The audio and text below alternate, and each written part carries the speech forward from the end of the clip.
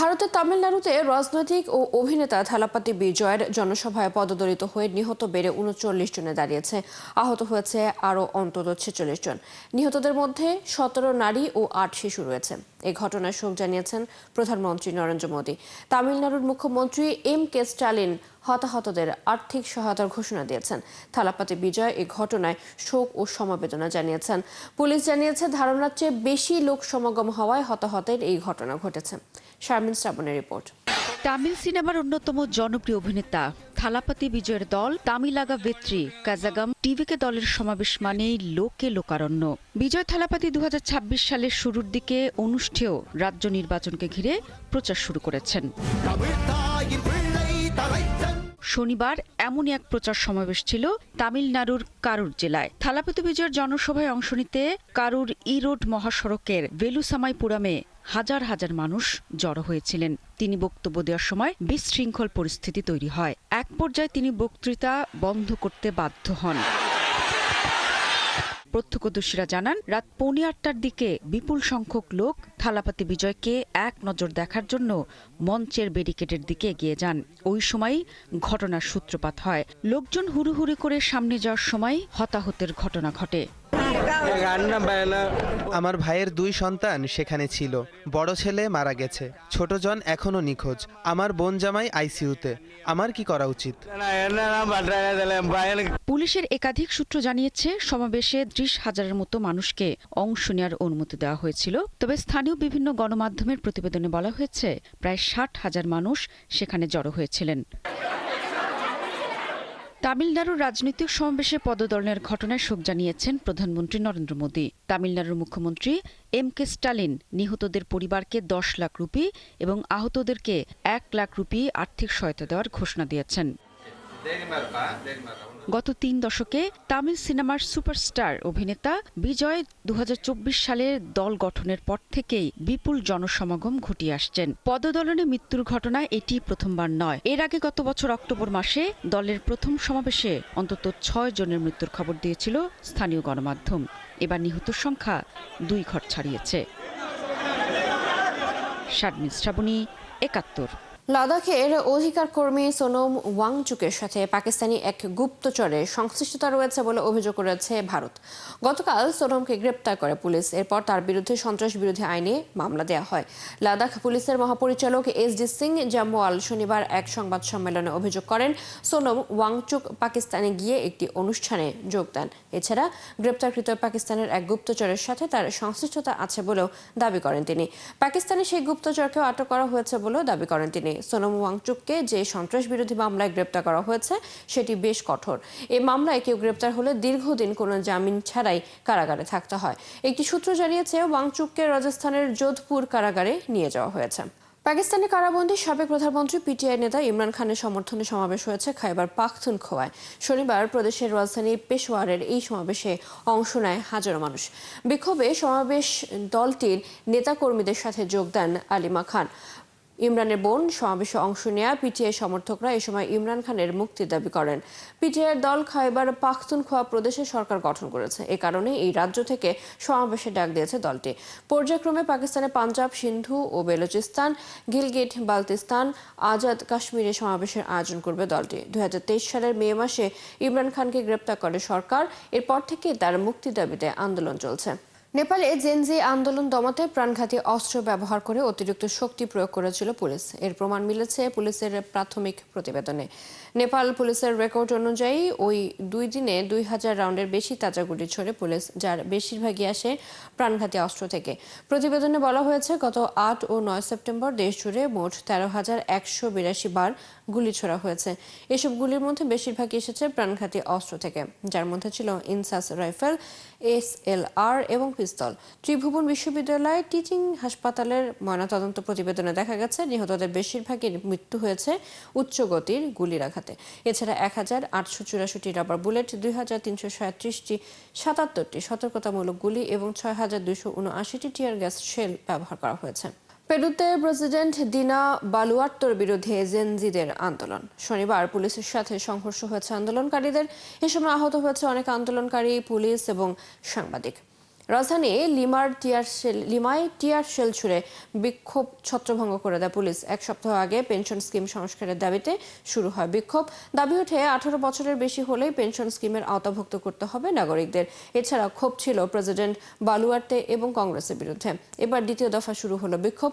রাজনীতিকদের বিভিন্ন কেলেঙ্কারি, দুর্নীতি, অর্থনৈতিক নিরাপত্তাহীনতা এবং অপরাধ বেড়ে যাওয়ার কারণেই মূলত ক্ষোভ বেড়েছে মানুষের। গাজায় কথিত নিরাপদ অঞ্চলেই হামলা চালিয়ে যাচ্ছে ইসরায়েলি বাহিনী। শনিবার পুরো উপত্যকায় ইসরায়েলি বর্বর হামলায় প্রাণ হারিয়েছে আরও অন্তত 91 জন ফিলিস্তিনি। এর মধ্যে গাজা সিটির বাসিন্দা ছিলেন 45 জন। গাজার সরকারি গণমাধ্যম কার্যালয় অভিযোগ করেছে, ইসরায়েল জোরপূর্বক গাজা সিটি থেকে দক্ষিণ ও মধ্যাঞ্চলে ফিলিস্তিনিদের সরিয়ে নিতে মানবিক নিরাপদ অঞ্চল বলে প্রচার করলেও সেসব এলাকাতেই বারবার হামলা চালাচ্ছে। গত 11 আগস্ট থেকে এখনো পর্যন্ত দক্ষিণ ও মধ্য গাজায় 133 দফা হামলায় 1903 জন নিহত হয়েছে, যা মোট প্রাণহানির প্রায় 46%। এদিকে হামলার কারণে এরই মধ্যে গাজা সিটির বেশ কয়েকটি হাসপাতাল বন্ধ হয়ে গেছে। তীব্র গোলাবর্ষণের কারণে জর্ডান ফিল্ড হাসপাতাল থেকে 107 রোগী এবং সব চিকিৎসক কর্মীকে সরিয়ে নিতে হয়েছে। গাজায় যুদ্ধবিরতি কার্যকর করতে 21 দফা একটি নতুন পরিকল্পনা উপস্থাপন করাচ্ছেন যুক্তরাষ্ট্রের প্রেসিডেন্ট ডোনাল্ড ট্রাম্প। মঙ্গলবার নিউ ইয়র্কে আরব ও মুসলিম নেতাদের সাথে একটি বৈঠকে এই পরিকল্পনা নিয়ে আলোচনা করা হয়। বুধবার সিএনএনকে এই তথ্য জানান ট্রাম্পের বিশেষ দূত স্টিভ উইটকফ। এদিকে ট্রাম্প এক পোস্টে জানান, গাজায় যুদ্ধবিরতি ও জিম্মি মুক্তি চুক্তির জন্য মধ্যপ্রাচ্যের দেশগুলোর সাথে আলোচনা চলছে। বিস্তারিত শারমিন স্বপ্নার রিপোর্টে। গাজায় যুদ্ধবিরতি কার্যকর করতে বেশ অনেক দিন ধরেই আলাপ আলোচনা চললেও ফলপ্রসূ কোনো ফল পাওয়া যায়নি। কিন্তু এবার নিউ ইয়র্কে জাতিসংঘের 80তম অধিবেশন চলার ফাঁকে আরব ও মুসলিম নেতাদের সঙ্গে একটি বৈঠক করেন যুক্তরাষ্ট্রের প্রেসিডেন্ট ডোনাল্ড ট্রাম্প। এ সময় গাজায় যুদ্ধবিরতি কার্যকর করতে 21 দফার একটি নতুন পরিকল্পনা উপস্থাপন করেন ট্রাম্প। পরে বুধবার সিএনএনকে দেয়া এক তথ্যে ট্রাম্পের বিশেষ দূত স্টিভ উইটকফ জানান, বৈঠকে প্রেসিডেন্ট ট্রাম্পের 21 দফা পরিকল্পনাটি আরব নেতাদের সামনে তুলে ধরা হয়েছে। এই পরিকল্পনা বাস্তবায়িত হলে একদিকে যেমন গাজার সহিংসতা বন্ধ হবে, তেমনি ইসরায়েল ও তার প্রতিবেশী দেশগুলোর উদ্বেগও দূর হবে। ট্রাম্পের পরিকল্পনার কয়েকটি মূল বিষয় হল গাজায় আটক সব জিম্মিকে অবিলম্বে মুক্তি দেয়া, গাজায় স্থায়ী যুদ্ধবিরতি প্রতিষ্ঠা করা, গাজার প্রশাসনকে হামাসের প্রভাব মুক্ত করা এবং পর্যায়ক্রমে গাজা থেকে ইসরায়েলি সেনাদের প্রত্যাহার করা। উইটকফ জানান, আরব নেতারা ট্রাম্পের এই পরিকল্পনাকে সমর্থন করেছেন। একই সঙ্গে তারা আরও কিছু বিষয় যুক্ত করার পরামর্শ দিয়েছেন। এর মধ্যে অন্যতম বিষয় হল পশ্চিম তীরে ইসরায়েলের দখলদারিত্ব বন্ধ করা, জেরুজালেমের বর্তমান স্থিতাবস্থা বজায় রাখা এবং গাজায় ত্রাণের অবাধ প্রবেশ নিশ্চিত করা। এদিকে সামাজিক যোগাযোগ মাধ্যম ট্রুথ সোশ্যালে দেয়া এক পোস্টে ট্রাম্প বলেন, গাজায় যুদ্ধবিরতি ও জিম্মি মুক্তি চুক্তির জন্য মধ্যপ্রাচ্যের দেশগুলোর সঙ্গে নিবিড় আলোচনা চালিয়ে যাচ্ছেন তিনি। একটি সফল চুক্তিতে না পৌঁছানো পর্যন্ত এই আলোচনা অব্যাহত থাকবে বলেও জানান ট্রাম্প। যদিও এর আগে ট্রাম্প যুদ্ধের দ্রুত অবসানের প্রতিশ্রুতি দিলেও 8 মাস পার হলেও কোনো সমাধান মেলেনি। শারমিন স্বপ্না, 71। ইসরায়েলের তেল আবিবে বিক্ষোভ করেছেন হাজারো মানুষ। দ্রুত একটি পূর্ণাঙ্গ জিম্মি বিনিময় চুক্তিতে পৌঁছানোর দাবিতে এই বিক্ষোভ করেন তারা। জাতিসংঘের সাধারণ পরিষদে ইসরায়েলের প্রধানমন্ত্রী বেনিয়ামিন নেতানিয়াহু ফিলিস্তিন রাষ্ট্রকে স্বীকৃতি দেয় পশ্চিমা দেশগুলো তীব্র সমালোচনার পরই এই বিক্ষোভ হয় তেল আবিবে। গাজা যুদ্ধ বন্ধে আন্তর্জাতিক চাপ অত্যন্ত গুরুত্বপূর্ণ বলে মনে করেন বিক্ষোভকারীরা। এদিকে গাজা সিটিতে ইসরায়েলি সেনাদের অভিযান অব্যাহত রয়েছে। যুক্তরাজ্যের লিভারপুলে হাজারো ফিলিস্তিন সমর্থক বিক্ষোভকারীর পদযাত্রা অনুষ্ঠিত হয়েছে। এ সময় তারা গাজায় ইসরায়েলি হামলা নিয়ে সরকারের অবস্থানের কড়া সমালোচনা করেন। ইসরায়েলের বিরুদ্ধে বাস্তবে কোনো পদক্ষেপ নেওয়া হচ্ছে না বলে অভিযোগ করেন বিক্ষোভকারীরা। এ সময় ইসরায়েলের কাছে অস্ত্র সরবরাহ বন্ধেরও আহ্বান জানান তারা। শুধু স্বীকৃতি না, সংঘাত বন্ধে কার্যকর কোনো পদক্ষেপ নেওয়ার জন্য ব্রিটিশ সরকারের কাছে দাবি জানান বিক্ষোভকারীরা। যুক্তরাজ্যের লিভারপুলে হাজারো ফিলিস্তিন সমর্থক বিক্ষোভকারীর পদযাত্রা অনুষ্ঠিত হয়েছে। এ সময় তারা গাজায় ইসরায়েলি হামলা নিয়ে সরকারের অবস্থানের কড়া সমালোচনা করেন। ইসরায়েলের বিরুদ্ধে বাস্তবে কোনো পদক্ষেপ নেওয়া হচ্ছে না বলে দাবি করেন বিক্ষোভকারীরা। এ সময় ইসরায়েলের কাছে অস্ত্র সরবরাহ বন্ধেরও আহ্বান জানান তারা। লেবাননের সশস্ত্র গোষ্ঠী হিজবুল্লাহ শনিবার তাদের সাবেক প্রধান হাসান নাসারুল্লাহ নিহত হওয়ার বর্ষপূর্তি পালন করেছে। 2024 সালের 27 সেপ্টেম্বর সন্ধ্যায় বৈরুতে হিজবুল্লাহর একটি কমপ্লেক্সে ইসরায়েলি বাংকার ব্লাস্টার বোমা বর্ষণে নিহত হন নাসরাল্লাহ। নাসরাল্লাহ প্রায় 3 দশক ধরে ইরান সমর্থিত এই শক্তিশালী শিয়া ধর্মীয় রাজনৈতিক ও সামরিক সংগঠনের প্রধান ছিলেন। নাসরাল্লাহর নেতৃত্বে 2000 সালে হিজবুল্লাহ গেরিলারা দক্ষিণ লেবানন থেকে ইসরায়েলি সেনাদের হটিয়ে দেয়। এর মাধ্যমে শেষ হয় 18 বছরের দখলদারিত্ব। 2006 সালে 34 দিনের যুদ্ধে ইসরায়েলের বিরুদ্ধে লড়াইয়ের পর তিনি এটিকে দিব্য বিজয় ঘোষণা করেন, যা তাকে আরব দুনিয়ায় ব্যাপক জনপ্রিয় করে তোলে। পরে হিজবুল্লাহ লেবাননের সবচেয়ে প্রভাবশালী রাজনৈতিক ও সামরিক শক্তিতে পরিণত হয়, কিন্তু তার মৃত্যু ও পরবর্তী যুদ্ধ হিজবুল্লাহকে বড় ধরনের ধাক্কা দেয়।